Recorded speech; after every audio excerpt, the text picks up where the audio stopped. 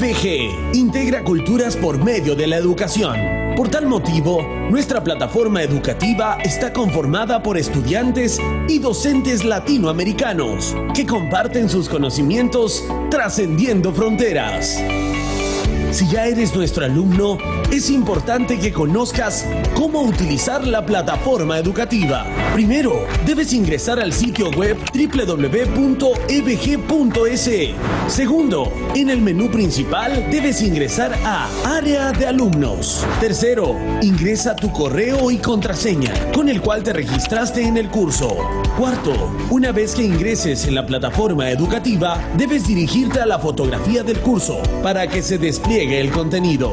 Quinto, los recursos que encontrarás en la plataforma son solicitud de certificado, ingresar a las clases en tiempo real, descargar documentos de la biblioteca virtual, revisión de notas.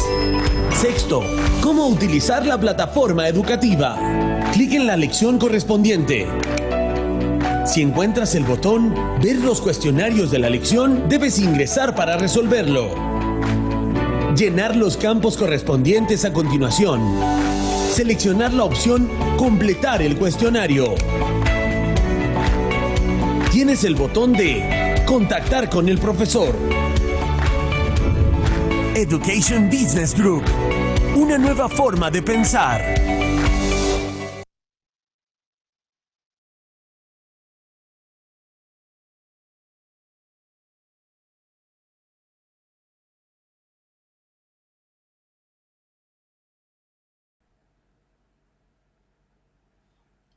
Hola, buenas noches a todos, ¿cómo están? Bien, bueno, estamos en nuestra penúltima clase, ya sobre todo lo que es el TDAH. Espero no hayan olvidado responder sus cuestionarios al final de cada clase o antes de iniciar la siguiente clase.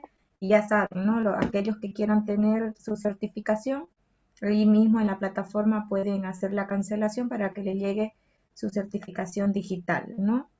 Una de sus compañeras les va a colocar mi número para que me escriban por WhatsApp. He querido compartir algún material y algunos son muy pesados, por lo tanto los he enviado a través del Drive. Entonces aquí les va a compartir su compañera mi número y ustedes me escriben, es mucho más fácil que yo les envíe por WhatsApp. Ay, qué pena, Bernardita, lo siento. Yo ya he mandado todo el material.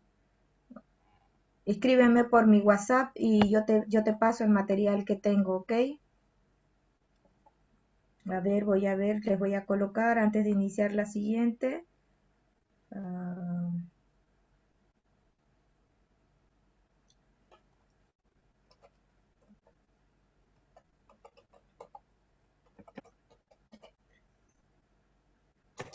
listo, me escriben a ese número y ya yo les envío el material. Hoy comenzaremos con la cuarta clase. El tema es ¿qué hacer después? ¿Qué hacer después de recibir un diagnóstico?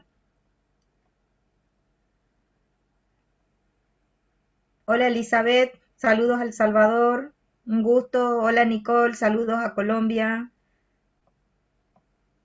Ya, vamos a iniciar con el tratamiento. ¿Qué pasa después de que un padre recibe el diagnóstico y le dicen de que su hijo tiene el trastorno por déficit de atención e hiperactividad? ¿Qué es lo que deben hacer los padres? Bueno, el tratamiento ideal tiene que ser multidisciplinario, con diferentes especialidades y abarcar diferentes áreas.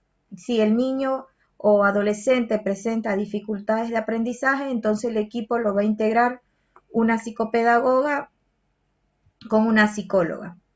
Si el niño, el nivel de hiperactividad o déficit atencional es elevado, vamos a tener que compartir el trabajo con un neuropediatra o con un psiquiatra infantil para utilizar medicación y así el niño pueda sentarse dentro del aula y poder lograr focalizar su atención, ¿ya? Entonces, ¿cómo entrego el diagnóstico al papá? Primero, lo primero que debo hacer como profesional es hacer que el padre acepte el diagnóstico. Uno, que lo acepte y dos, que lo entienda. Y ahí van a surgir muchas preguntas de los padres: ¿por qué tiene TDAH? ¿Por qué eso es heredado? La madre se lo transmitió, fue por cómo fue el embarazo. Entonces, a través de nuestro diagnóstico y de todas las pruebas que utilizamos, nosotros damos las explicaciones correspondientes de por qué el niño es TDAH, y además que aquí lo importante no es saber quién lo provocó, cómo se generó el trastorno o si alguien le transmitió. Lo importante es que el padre sepa que esa inquietud motriz que tiene su hijo, ese problema atencional que presenta dentro del aula, esa sordera ficticia que es una de las características que presenta el niño con TDAH, es algo neurológico. No es porque él es mal educado, no es porque a él le da la gana o porque ellos como padres fallaron, sino que es algo neurológico y que el niño no lo puede controlar. Entonces, lo primero que el padre tiene que hacer es la aceptación del diagnóstico y la aceptación incondicional de su hijo. Después de que hemos trabajado esta parte de la aceptación del diagnóstico y la explicación adecuada de qué es el trastorno, le explicamos cuál es lo que sigue, qué es lo que sigue, cuál es el procedimiento a seguir con el diagnóstico. Entonces, explicamos al padre que no solamente es el niño el que tiene que hacer la terapia o el tratamiento, es un todo para que el niño mejore. ¿Y qué es el todo? Son los padres, la escuela y el niño. Entonces, con esta triada es que nosotros vamos a trabajar para que se den resultados positivos. También le tenemos que dar el pronóstico, ¿no?, a los papás, explicarle que qué pasaría si no hace un tratamiento adecuado. Si es niño, le vamos a dar el pronóstico de lo que va a pasar en la pubertad y en la adolescencia. En cada cambio de etapa surgen nuevos problemas en estos niños TDAH. Nos van a preguntar también si esto se va a curar. Como les dije, no es una enfermedad el TDAH, es un trastorno que se lleva para toda la vida. Pero a través de la terapia, el niño, adolescente y el adulto logra controlar esa hiperactividad o ese déficit atencional que tiene, utilizando diferentes estrategias, ¿ya? Entonces, una de las principales terapias que se debe realizar en el niño es el entrenamiento en habilidades atencionales. ¿Ya? El tratamiento, ¿en qué consiste para trabajar esto? Tenemos que lograr que sus tiempos atencionales del niño se vayan incrementando. Recuerden que él no puede focalizar su atención y es por eso que no se concentra en las actividades diarias, lo que es decir, en el proceso de enseñanza-aprendizaje.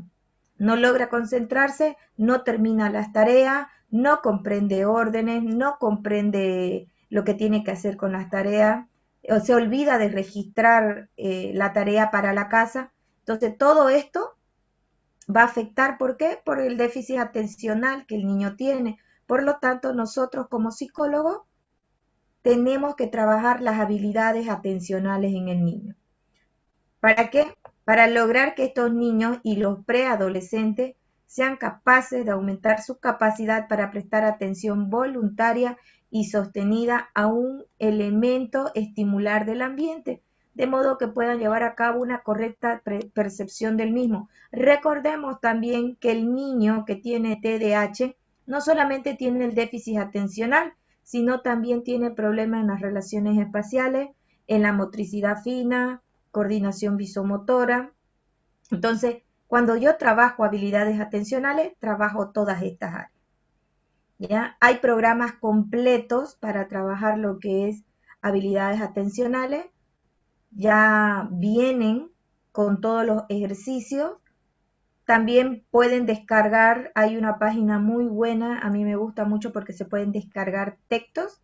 Es una página que se llama Anyuja, es una página española donde se puede sacar todo el material pedagógico para trabajar lo que son habilidades atencionales y lo que es coordinación visomotora para trabajar lo que es la motricidad fina en el niño, ¿ya? Yo utilizo para el trabajo del entrenamiento en habilidades sociales un programa español que se llama TEA.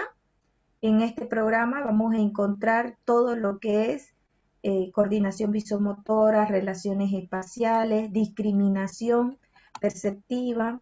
Ya es un programa largo para trabajar, pero a mí me ha dado muchos resultados porque con este trabajo logramos ir prolongando los tiempos atencionales que el niño tiene. Aparte de eso, el objetivo también del programa es concienciar al niño en los errores que comete. ¿Ya? El niño se equivoca y muchas veces se frustra y lo abandona. Sin embargo, a través de este programa de habilidades atencionales, logramos que el niño reconozca el error cometido y que lo vuelva a hacer. Entonces, una de las áreas a trabajar en la terapia para el niño son las habilidades atencionales. Otro de las áreas en las que debemos trabajar es en lo que son las habilidades sociales. Uno de los déficits más grandes que presentan los niños es las habilidades sociales. ¿Qué son las habilidades sociales? Las habilidades sociales es la manera en la que interactuamos con el otro, cómo nos llevamos con el otro. Y el niño que tiene TDAH le cuesta mucho relacionarse de manera efectiva y adecuada con los demás. Entonces, él siempre va a tener dificultades.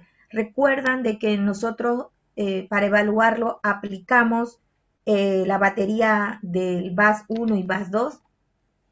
¿Qué nos decía esta batería? Esta batería nos mostraba un perfil de socialización del niño y entre esas nos mostraba lo que era jovialidad, cómo es que se presenta el niño ante los demás, liderazgo, y como les mencionaba, una característica de ello es tener un liderazgo, pero su liderazgo es autoritario. Por lo tanto, hay que trabajar mucho con eso. Otro indicador que nos da esta batería es la agresividad, terquedad, respeto a las normas y reglas, niveles de ansiedad y a nivel general nos daba su adaptación social. Entonces, en base a ese perfil, yo veo qué déficit presenta para relacionarse. Si tiene un liderazgo autoritario, ¿qué tengo que trabajar con él? Tengo que trabajar las relaciones o el trabajo cooperativo, la resolución de conflictos. Si el niño no es jovial, me presenta muy bajo el nivel de jovialidad, ¿qué es lo que tengo que trabajar? Lo que son las habilidades sociales básicas. ¿Ya? Entonces, el entrenamiento en habilidades sociales se ha demostrado que es muy beneficioso para los niños y adolescentes porque lo ayuda a relacionarse de manera efectiva, ¿ya? Siendo que, como les menciono, es uno de los problemas más grandes que tiene el niño hiperactivo. ¿Y qué es lo que pasa en el aula cuando el niño presenta un déficit en habilidades sociales? Generalmente es rechazado por el grupo de iguales. También en una de las observaciones que nos hace la maestra, y si observan el material que ya vimos en anteriores sesiones, vimos de que el EDA, por ejemplo, nos va a decir cómo si lo acepta el grupo de iguales o no lo acepta. Si el niño responde de manera agresiva a la maestra, si sigue órdenes e instrucciones de buenas maneras. Entonces, también la prueba de la edad nos va a hablar sobre lo que son las habilidades sociales. Si es que el niño es aceptado por el grupo, si es que el niño respeta normas y reglas de un juego. Entonces, en base a todas las pruebas, yo ya tengo ese perfil. Tengo ese perfil de que él fracasa en las relaciones interpersonales. Lo mismo a los padres, ¿cómo es en casa? ¿Obedece? ¿No obedece? ¿Es un niño terco? ¿Respeta normas y reglas? ¿Dañinea todo en casa? ¿Sigue las instrucciones que se les da? Entonces ahí los padres nos van a decir, no responde, no nos hace caso, nos mira feo. Entonces ahí vemos que también hay un déficit en las habilidades sociales. Muchas veces nosotros creemos que el niño que es hiperactivo es que todos son extrovertidos. No, al inicio pueden ser que sean extrovertidos en las primeras etapas, ¿no? Sin embargo, de tanta crítica, de tanto castigo que recibe el niño, tanto en la casa como en el ámbito escolar, se le va bajando al niño la autoestima y puede también ocasionar que este niño se vuelva retraído. Son los extremos, o se vuelve retraído o se vuelve demasiado impulsivo y agresivo. Entonces, tengo que fomentar las habilidades sociales. ¿Alguien sabe qué son las habilidades sociales? A ver, pónganme en el grupo.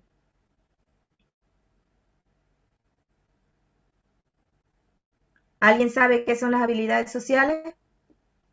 ¿Han trabajado en consultorio las habilidades sociales? Las habilidades sociales no solo se trabajan con niños TDAH, también se trabajan con niños inhibidos, con niños impulsivos, con niños con trastornos de conducta, porque es muy beneficioso que se trabaje esta área. Incluso cuando ya son adultos, las habilidades sociales se ven muy importantes a la hora de trabajar en equipo cuando estamos hablando ya del ámbito laboral. Entonces es muy importante. Si no se trabajó ese TDAH, las habilidades sociales, cuando llegue a ser un adulto va a tener dificultades también en el área laboral. ¿Por qué? Porque ese liderazgo autoritario lo va a llevar a todas partes. Entonces es muy importante que el niño lo trabaje. Existen diversas técnicas para entrenar a los niños en habilidades sociales. ¿Ya? ¿Cuáles son las técnicas más importantes? Este tipo de terapia, el enfoque es cognitivo-conductual. Esto es lo que se trabaja con ellos. Entonces, una de las técnicas más importantes y las principales que se llevan en este tratamiento vendría a ser el modelado. ¿Qué es el modelado? El modelado va a consistir en proporcionar un modelo de conducta, objeto del entrenamiento, y que las emita de forma adecuada en presencia del niño que va a ser entrenado y esta ejecución sea reforzada. Por ejemplo, cuando se trabaja en terapia grupal, se puede hacer muy bien el entrenamiento en habilidades sociales. ¿Por qué? Porque ahí nosotros podemos hacer que los niños trabajen el modelo y se inviertan los papeles, que uno sea el que da el modelo y otro sea el que lo repita, ¿no? Pero el modelo principal va a ser ¿quién? El terapeuta. Por ejemplo, si yo trabajo con niños con déficit atencional, y no crean que porque somos psicólogos poseemos las habilidades sociales, no, ya es un entrenamiento que deberíamos hacerlo todo para el área en el que trabajemos. Entonces, si yo soy psicólogo, imagínense que llegue mi paciente y yo tenga mal carácter y no lo reciba bien y le diga, sentate, y directo me ponga a trabajar. ¿Ustedes creen que voy a ser un buen modelo de imitación para este niño? No. Entonces, yo soy la que tiene que enseñarle las habilidades básicas al niño.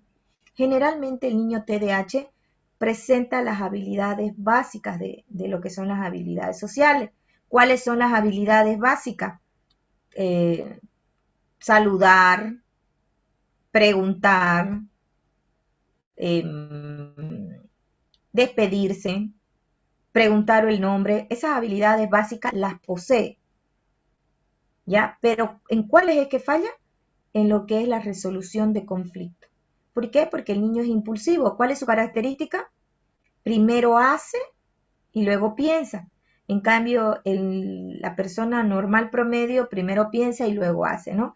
En cambio, él de manera impulsiva actúa y después pensó, ¿no? Lo que hizo. Entonces, nosotros lo entrenamos al niño a través de un modelo.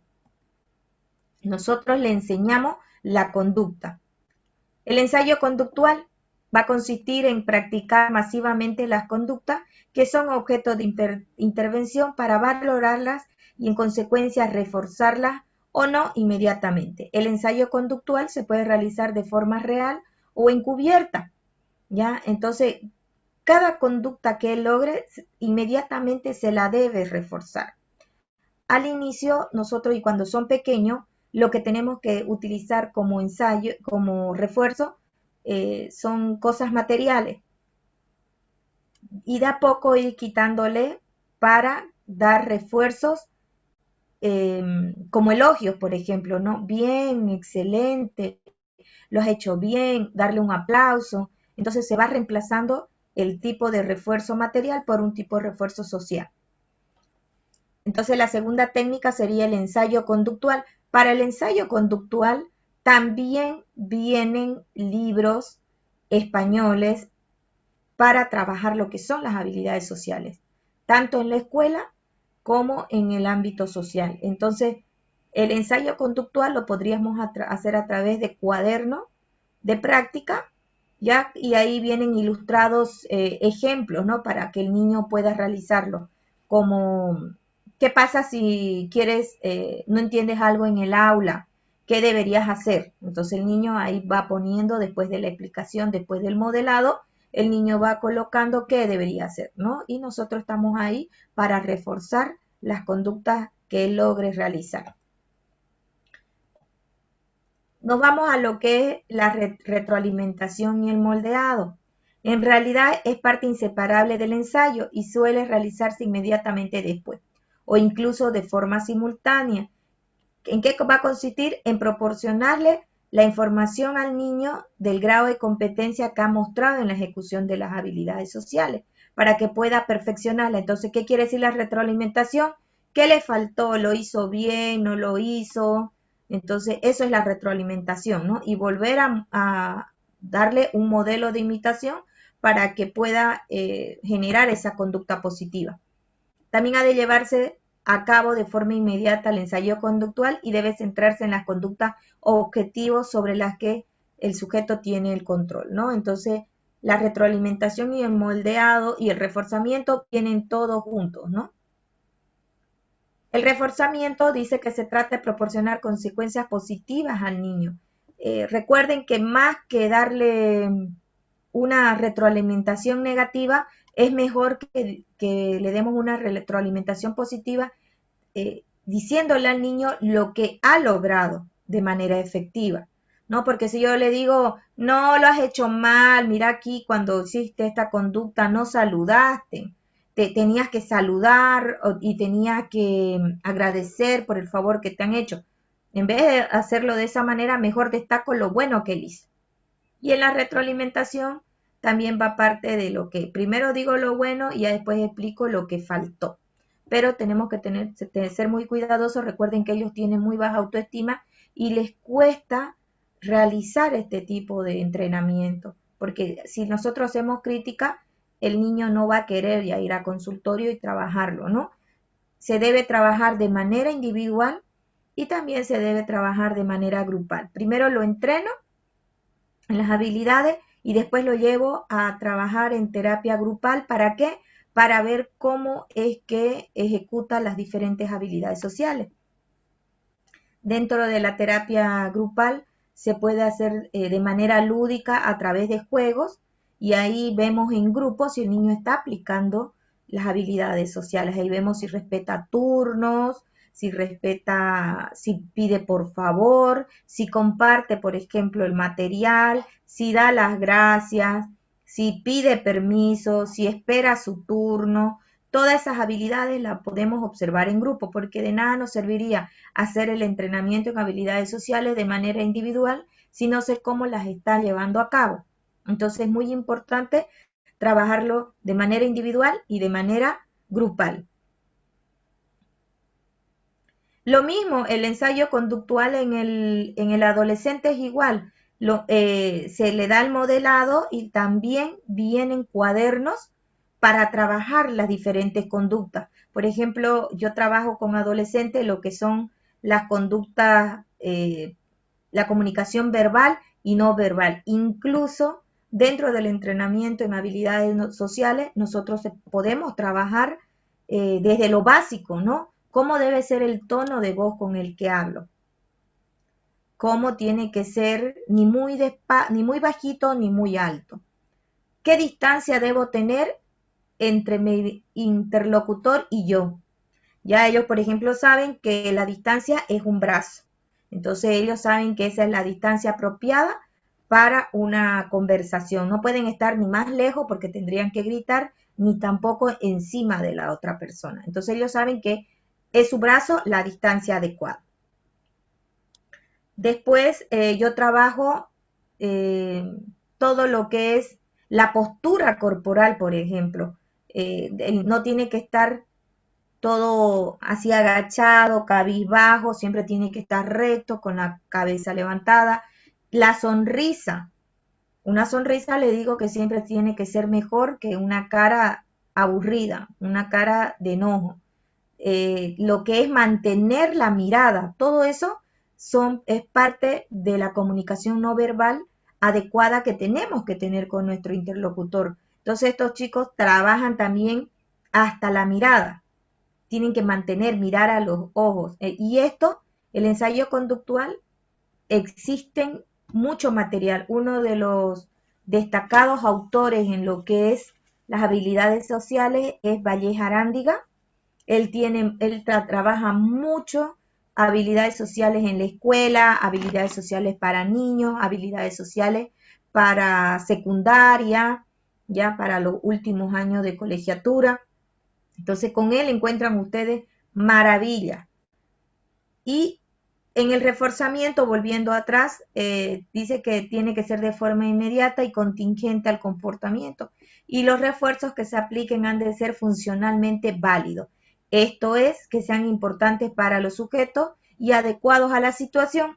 Yo, por ejemplo, a un adolescente no le voy a reforzar con una golosina, con un dulce, ¿no? Tiene que ser adecuado a la situación. Incluso los mismos textos traen que ellos van acumulando puntaje y después los intercambiamos por una actividad que ellos quieran hacer en consultorio. Los papás a veces dicen, no, yo no juego con mi hijo, a mi hijo solo le gusta estar en la computadora, le gusta estar en la tablet, le gusta estar en los juegos. Sin embargo, yo cuando trabajo con estos niños, yo les ofrezco juegos de mesa. Pueden intercambiar su puntaje obtenido por cada conducta buena, su puntaje obtenido por un juego de mesa. Y aunque no la crean, los niños van a elegir cualquier juego de mesa y se divierten. Entre los juegos de mesa puede estar dominó, incluso yo juego dominó de emociones, hay el bingo de las emociones, ya que ellos aprendan a reconocer a través de la postura corporal, de la cara del otro, para reconocer las emociones, porque estos niños pareciese que no reconocen las emociones por la impulsividad que tienen. Y yo juego, como les menciono, bingo de emociones o el bingo común y corriente. Aunque no la crean ellos, lo pasan genial. Entonces, ese es su reforzador que yo utilizo. También arte terapia, muchas veces ellos eligen hacer un arte. Entonces, ese es su refuerzo, ¿no? Los libros dicen, después de 4 estrellas que obtengas por haber realizado un buen trabajo, elige el juego que tú quieras, elige tu premio, dice, ¿no?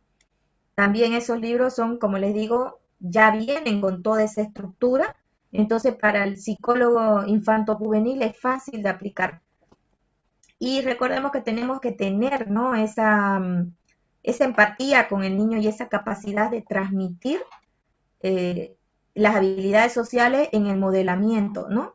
El niño tiene que verlo atractivo, cómo se lo hacemos el modelamiento para que él lo pueda repetir, ¿no? Yo he trabajado habilidades sociales no solamente con niños hiperactivos, he también trabajado habilidades sociales con chicos que tienen bueno, actualmente se dice TEA, ¿no? Trastorno del espectro autista. Antes lo llamábamos Asperger. Ya yo he trabajado con muchos Asperger en el entrenamiento de habilidades sociales. Ya es un poco más difícil trabajarlo con los Asperger. Sin embargo, con los chicos con TDAH ellos asimilan rapidísimo la habilidad.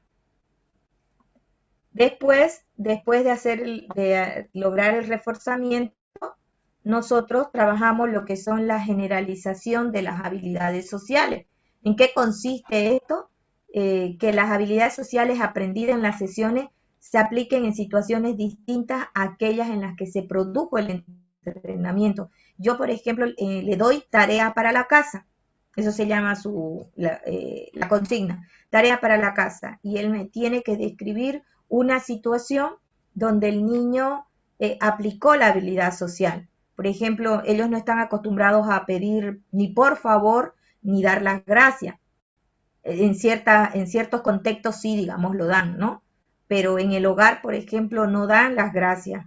Creen que porque es su padre o su madre o su hermano ya está obligado. El por favor también, el por favor se lo trabaja mucho con ellos, porque ellos creen que al decir por favor, el otro está obligado, es la palabra mágica, dicen cuando son niños, ¿no? El otro está obligado ya a darle. Entonces, un ejemplo claro les doy. El compañero, él no llevó lápiz, o lo perdió su lápiz y no le comentó a los padres. Entonces va y le pide a un compañero que le preste su lápiz, y su compañero solo tiene un lápiz. Entonces le dice, no, no te puedo prestar. Y el otro insiste y le dice, te estoy diciendo por favor, es la palabra mágica. Si te digo por favor, me lo tenés que dar. Entonces, cuando hacemos el entrenamiento en habilidades sociales, se le aclara al niño que el por favor es una pregunta, si el otro puede realizarle ese favor.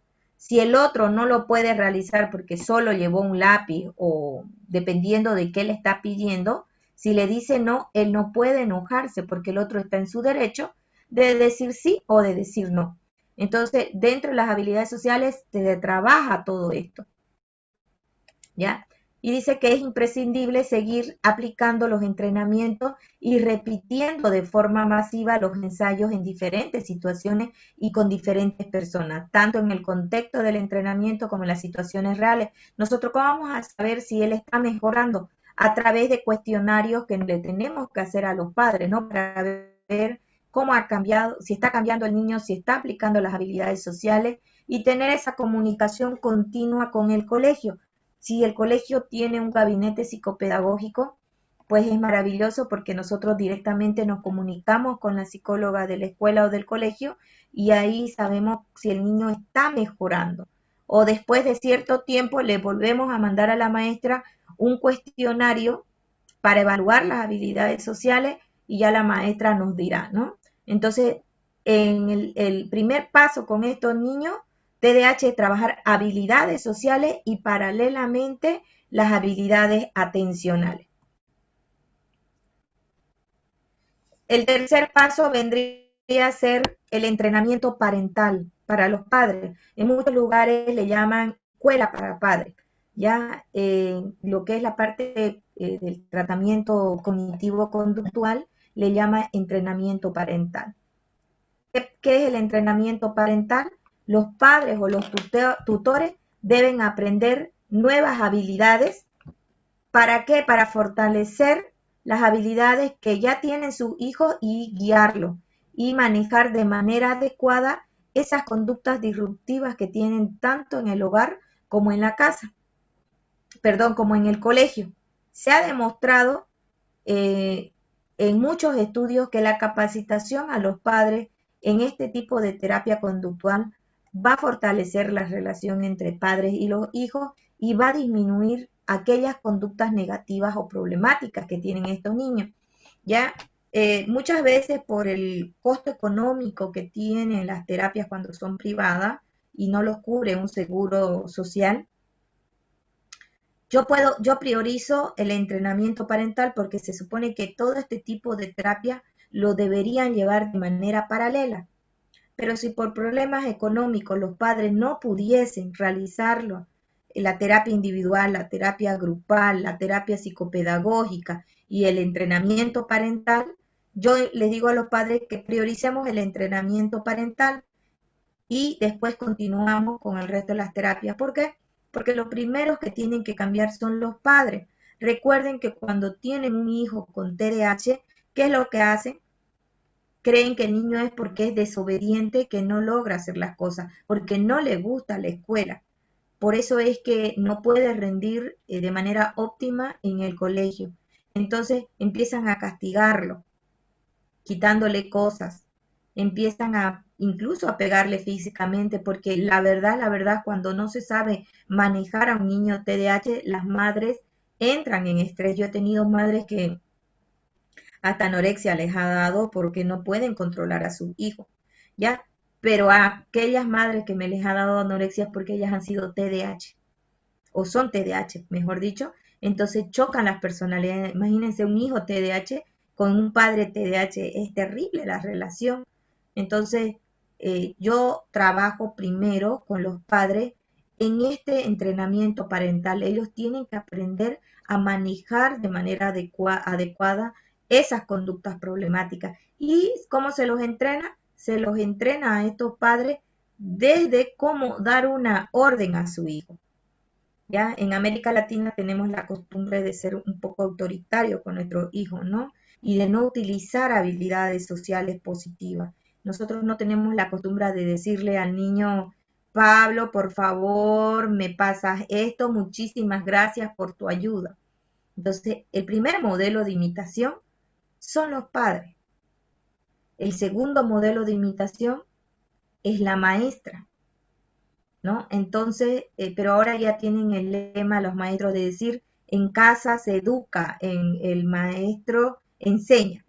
Entonces, no, el principal modelo de imitación son los padres y continúan los maestros. Incluso los maestros son los que llevan más tiempo con un niño. Entonces, ellos deben poseer las habilidades sociales necesarias para entrenarlos a un niño. Por eso también este entrenamiento en habilidades sociales actualmente se está extendiendo hasta los colegios, donde las maestras deben capacitarse en lo que es el TDAH y saber entrenar en habilidades sociales, saber hacer también las adaptaciones curriculares necesarias para trabajar con estos niños, porque en casa lo castigan, en la escuela lo critican, la maestra lo etiqueta, el compañerito lo rechaza. Entonces, las conductas de estos niños van empeorando cada vez. Y es por eso necesario el entrenamiento para padres. Uno, el primer paso del entrenamiento es que el padre reconozca qué estilo educativo es el que está ejerciendo dentro del hogar. Ese es el primer paso. Después de eso, ya empezamos nosotros a trabajar todo lo que es la etapa de desarrollo en la que se encuentra su hijo, las características que tiene el TDAH, cómo debe dar una orden el padre, cuáles son los errores más comunes que cometemos como padre, damos una orden, ¿ya? ¿Quién es el que más resiste cuando desea algo? ¿El hijo o el padre?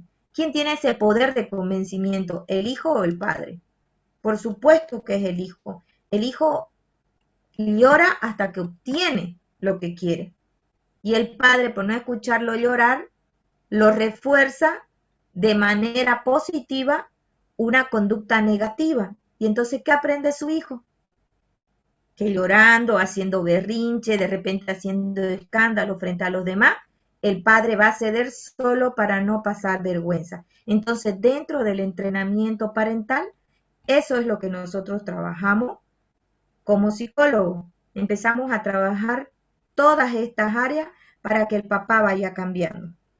Dice que consiste el entrenamiento en darle pauta a los padres cómo manejar aquellas conductas disruptivas de su hijo o de su hija y modificar los hábitos inadecuados, aprender a dar órdenes de manera adecuada. Eso es lo básico.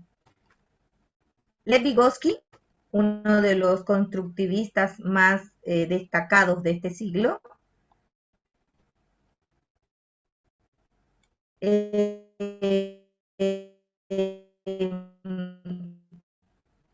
habla sobre lo que es el desarrollo y nos dice que los seres mentales superiores, tales como la memoria, la atención, y la percepción y el pensamiento, se desarrollan a través de procesos sociales.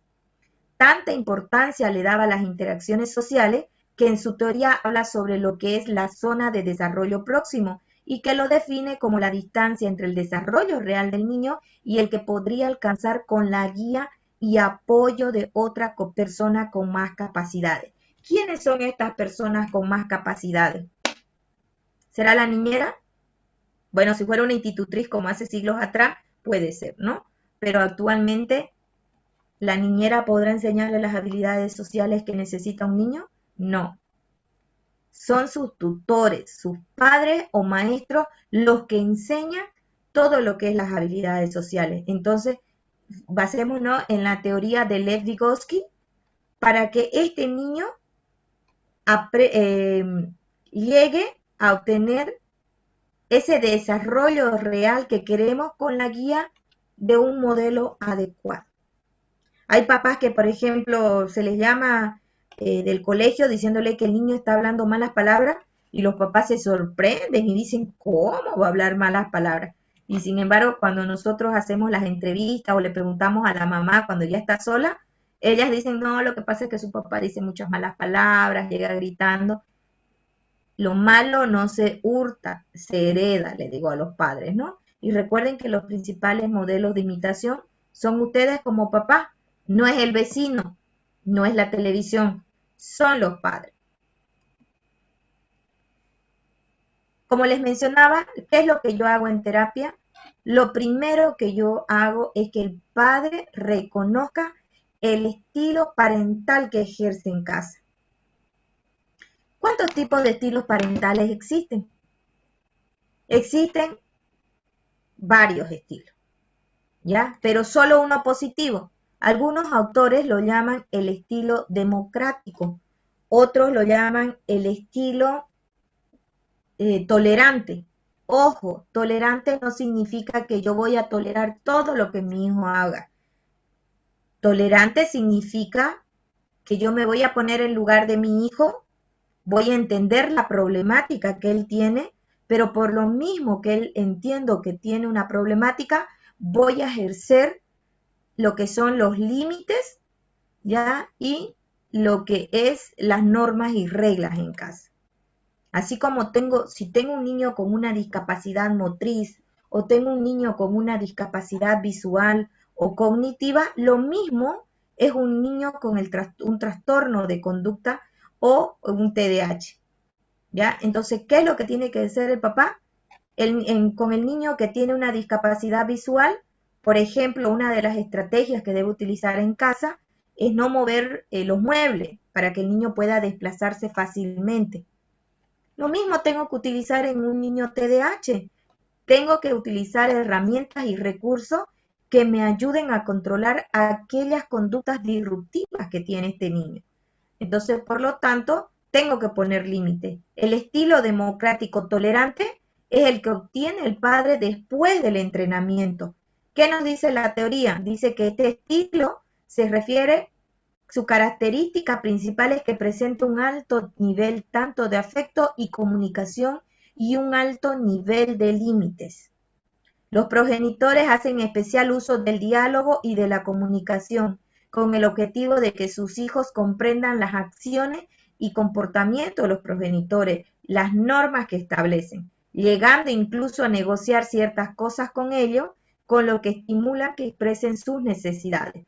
Las explicaciones siempre deben estar adaptadas al nivel de comprensión del niño. Ahora, cuando hablamos de comunicación, la comunicación los padres creen que es criticando al vecino, ¿ya? Ay, Juanito, ¿cómo querés vos ser en adulto? Mira al vecino que bebía mucho. No, eso no se trata del diálogo. Se trata de que el niño entienda que todo tiene un efecto, ¿ya? Si yo me porto mal, ¿cuál va a ser el efecto?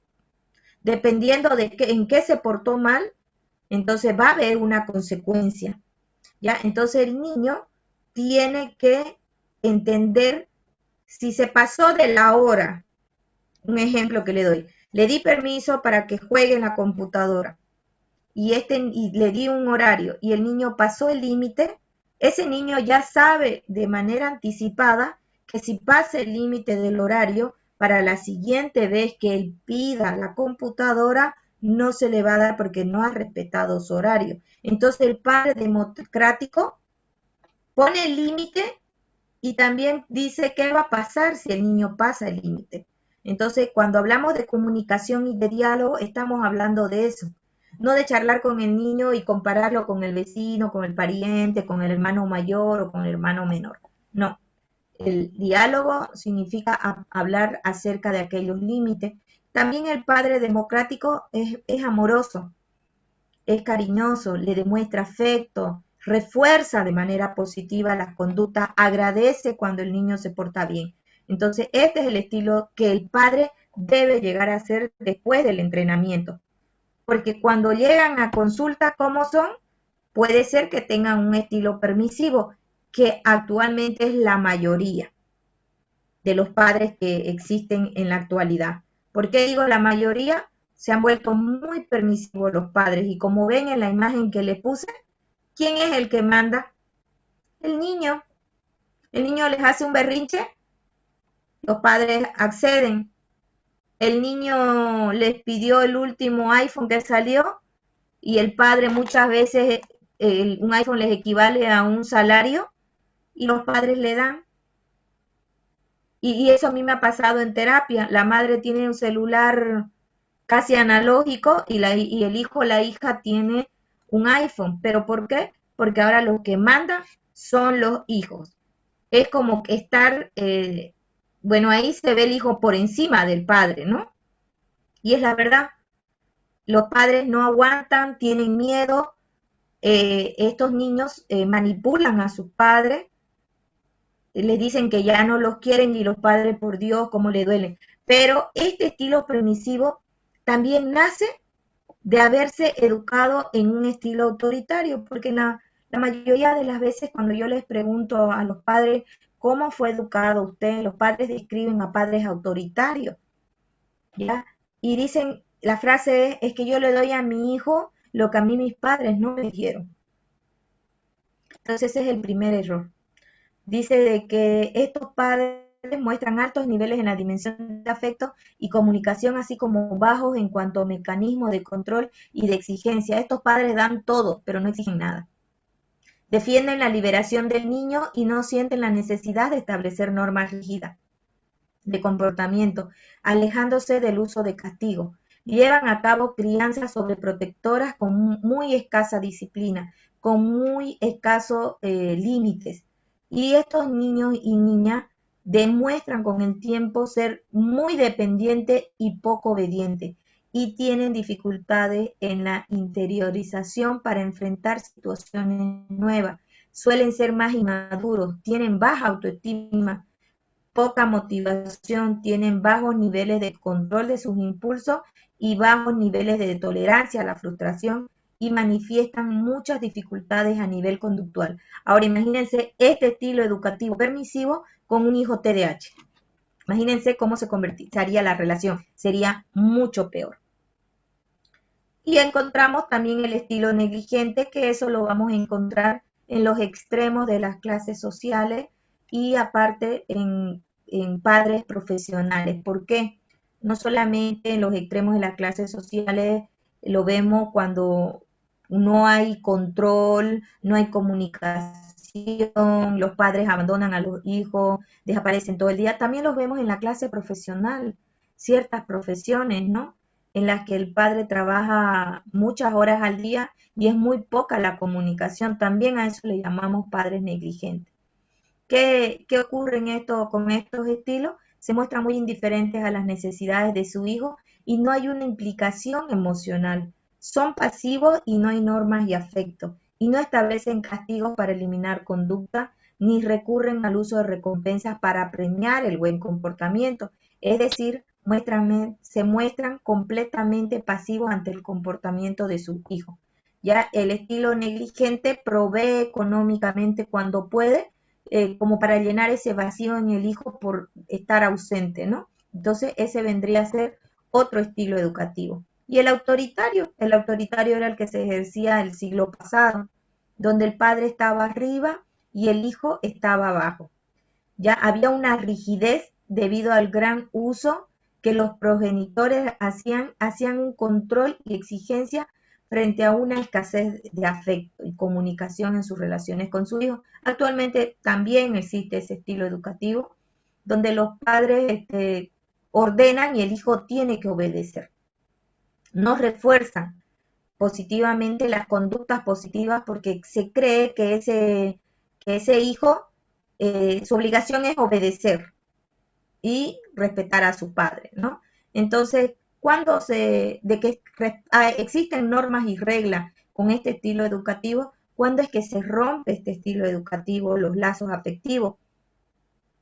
Se rompe al llegar a la adolescencia, porque ahí el hijo se pone más rebelde y como su padre lo castigaba frecuentemente, esas conductas las vamos a ver que se repiten en el ámbito escolar. Entonces el niño vaya a hacer lo mismo que le hacen en casa. Promueven un control muy restrictivo y perciben la obediencia como una virtud y el castigo es considerada como la principal medida de modificación de conducta. Y en cuanto a estos hijos de padres o madres con estilo educativo autoritario, sus problemas se van a plantear a nivel emocional, ya que el escaso apoyo consolida en los chicos y chicas una baja autoestima. Imagínense un padre autoritario con un hijo TDAH. No, la autoestima se la deshace. Aparte que el niño o el adolescente es impulsivo, termina este chico explotando al finalizar y empiezan las peleas cuando ya son adolescentes, ¿no? Entonces ya no respetan a nadie, ni a sus padres, por mucho que le hayan impuesto normas y reglas. Entonces este vendría a ser el peor estilo educativo que existe ya en cuanto a los estilos. El autoritario y el negligente, vamos a decir, ¿no? Uno que no pone normas, reglas, aparecen todo el día en casa, no muestran afecto, y estos que ponen muchas normas y reglas son muy rígidos, no dan refuerzos positivos y dan mucho castigo, ¿no? Entonces, ninguno de estos estilos educativos sirve. ¿Qué es lo que se hace en el entrenamiento parental? Primero se explica lo que es a estos padres estos estilos. Yo no le voy a decir al papá, usted es autoritario, negligente. Después de darle esta explicación a los padres, uno les pregunta en cuál usted se sitúa, con cuál usted se educó, qué cree usted que copió de sus padres, qué cree que imitó, qué cree que era lo bueno y qué era lo malo que debía desechar con ese estilo. Entonces ahí el mismo padre se va dando cuenta de su relación que tuvo con su propio padre y de cómo está afectándole de manera negativa a su hijo, porque al llegar al consultorio es porque tienen un estilo educativo inadecuado. Entonces estos padres ahí se dan cuenta de cuál fue la falla. Después de esto se les explica todo lo que es la etapa de desarrollo que se encuentra su hijo, qué debe adquirir, cómo debe ser, qué hábitos debe tener. Se fomentan los hábitos positivos. Los padres ahí también aprenden ciertos hábitos como que se siente en la mesa, respete los horarios, sea independiente para su aseo personal, que tenga horarios para todo, hasta horarios de ocio, ya porque mientras más pequeños nos los llevan al consultorio, el tratamiento va a ser más adecuado, ya porque son pequeños y entonces se puede trabajar los hábitos. Pero si estos niños no llegan a los 10 años, ya ellos arrastran hábitos inadecuados. Comen mirando televisión. Actualmente yo veo que los padres les dan a sus hijos de 1 año, 2 años, para comer ellos tranquilos, le proporcionan un celular. ¿Se imaginan esos niños de aquí a 10 años? ¿Cómo van a ser? Entonces, todo eso se les explica a los padres. Después de eso, vemos qué conductas tienen ellos para poner límites. Y ellos creen que hasta el momento lo habían hecho bien, pero al explicarle cómo se debe dar una orden, que lo básico para dar una orden es con un tono de voz adecuado y con buenos modales y con firmeza, no en forma de pregunta ni en forma de orden como militar. Entonces los padres se van dando cuenta de cuáles son los errores que han cometido. Después de ello, se les entrena de cómo debe ser una orden, cómo se debe poner un límite. Ya no se pone castigo a las conductas inadecuadas, se pone consecuencias. y la consecuencia va a desprender de esa conducta inadecuada que tuvo el niño. Si no hizo la tarea por mirar la televisión, entonces ¿qué le tengo que quitar? La televisión. Si no hizo la tarea por estar con la tablet, ¿cuál es la consecuencia? Se le quita la tablet y el niño tiene que terminar esa tarea. ¿Ya? Antes los padres no realizaban la tarea, lo castigaban y la tarea se la hacían ellos o lo mandaban al colegio sin tarea. No, ahora es una consecuencia. No hiciste la tarea, la terminas. Te acostaste tarde, lo siento, te tienes que levantar temprano. Entonces hay que ver cuál ha sido el motivo porque no realizó esa conducta que se le había ordenado y entonces en base a eso es que pongo la consecuencia. Los padres, no hiciste la tarea, te quito la tablet, te quito el televisor, no te voy a dar recreo, no vas a ir al cumpleaños que viene la siguiente semana. Entonces esos son castigos. Los castigos son situaciones aversivas y los castigos no tienen una estrategia de aprendizaje. En cambio, las consecuencias sí. Y lo último sería el tratamiento farmacológico, ¿no?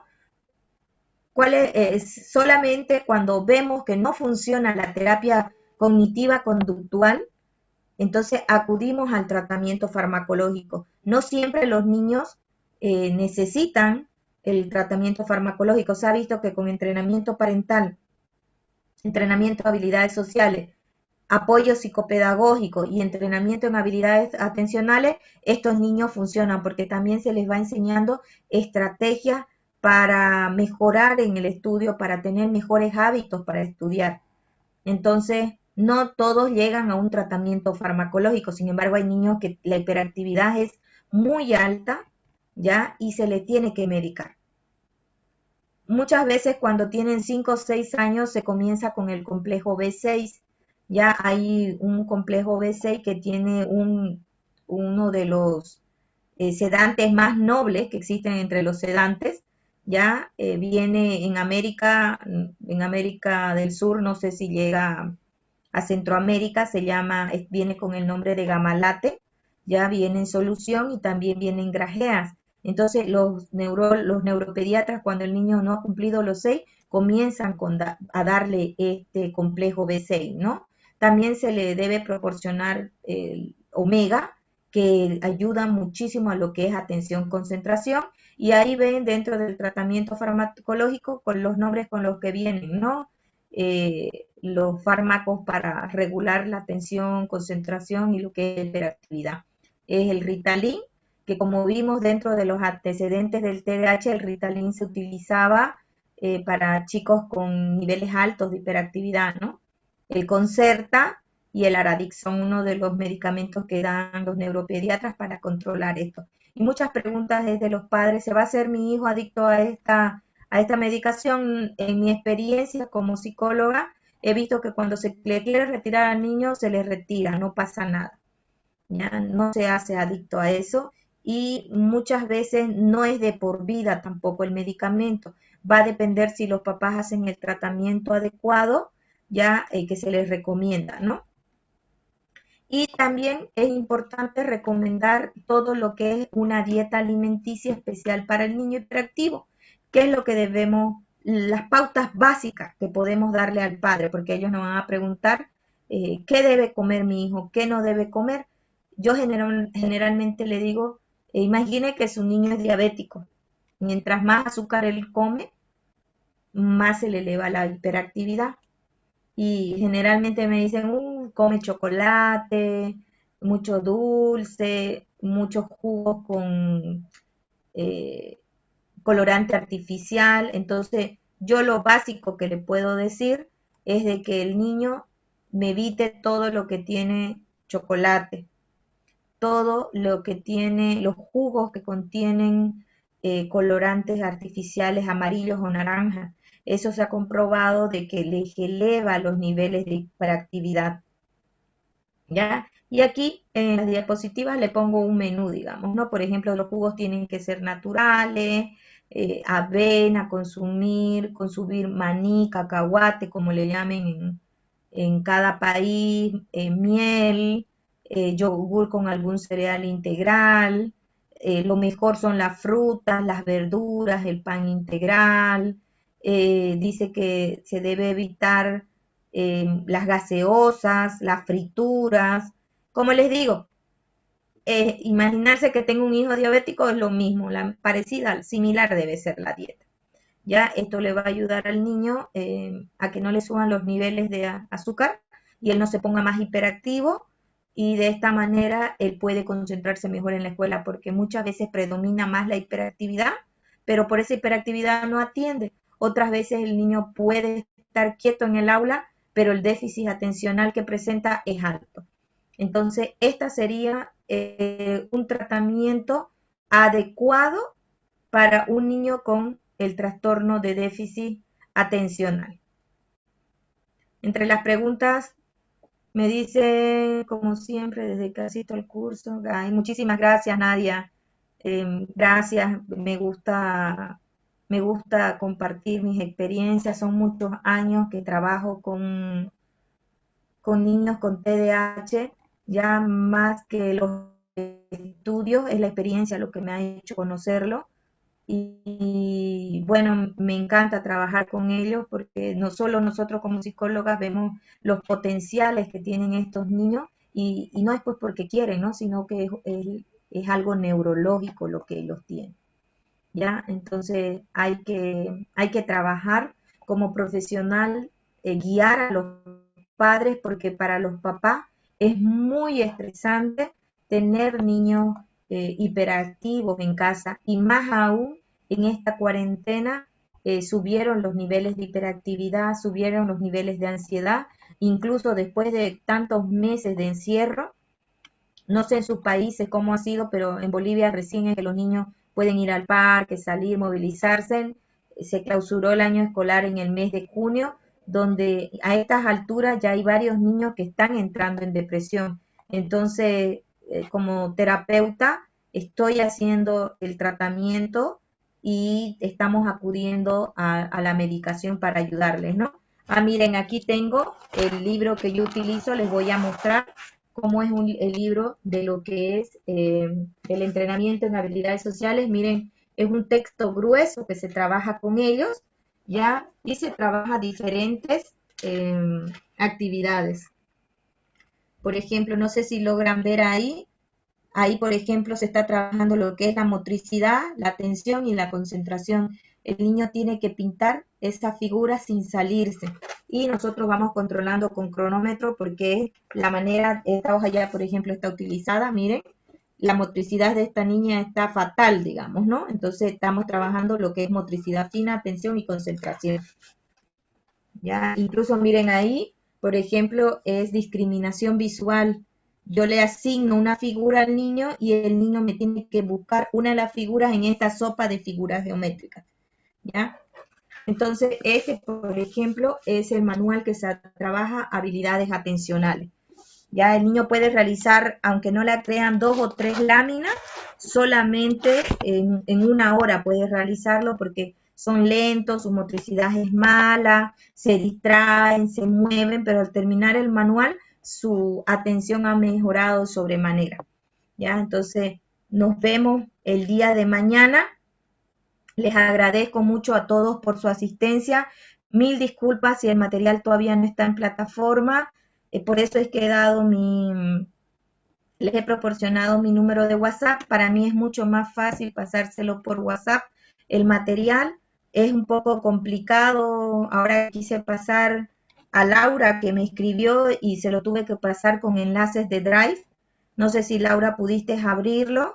Me salían que eran pesados. Creo que te mandé más de 20 libros, pero por WhatsApp me es mucho más fácil. En ese momento etiqueto todos los libros que voy a enviar y se los envío a 3, 4, 5 juntas. Entonces, mil disculpas ya si no he respondido los mensajes que me han escrito al correo. He estado todo el día con pacientes y he tenido clases en la universidad, ya, pero mañana vuelvo a revisar y les envío. ¿Ya? ¿Alguna pregunta tienen? Como siempre, yo hablo y me falta el tiempo. ¿Ninguna pregunta? Bueno, entonces ya es hora de despedirnos. Ya mañana va a ser nuestra última cita y mañana vamos a ver diferentes estrategias que se pueden utilizar en esta cuarentena precisamente, ¿no? Porque como les mencioné ya, hay que ver cómo ha influido la cuarentena y bueno, la verdad es que no se podía trabajar con los niños. Mis pacientes querían que trabajemos a través de Zoom, pero hay cosas que no se pueden trabajar a través de la teleterapia, ¿no? Entonces, por ejemplo, para que ellos realicen estos textos, ellos tienen que estar, bueno, pues tienen que estar con frente a frente, ¿no? La mamá no les va a ayudar. Ustedes saben que los padres no tienen paciencia para ayudar y bueno, son padres, ¿no? No son el terapeuta. Entonces, nosotros somos las que, bueno, pues las que tenemos que trabajar y ayudar, ¿no? En ese sentido. Entonces, fueron cosas que yo no pude